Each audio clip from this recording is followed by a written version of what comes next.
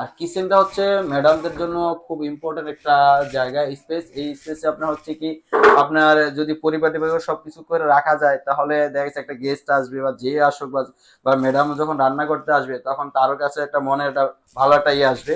তো সেই জন্য আমরা বলি যে কিচেনটা যদি ভালোভাবে সাজিয়ে দিতে পারেন, ম্যাডাম অনেক খুশি হবে।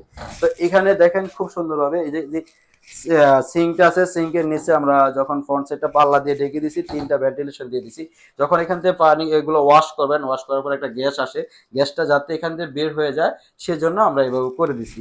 এবং এই যেখানে একটা স্ল্যাব দিয়ে করেছে, ছোট্ট একটা স্পেস ছিল, দেখেন স্পেসের ভিতরে আমরা ছোট একটা পাল্লা করে দেওয়ার পর এখানে কি রাখছে দেখেন, বটি বা এই যে আপনার বাটার জন্য যে এগুলো, ওগুলা রাখার জন্য। এবং এখানে যেহেতু চুলা, চুলার নিচে আমরা খুব সুন্দর দেখেন ড্রয়ার দেওয়া হয়েছে।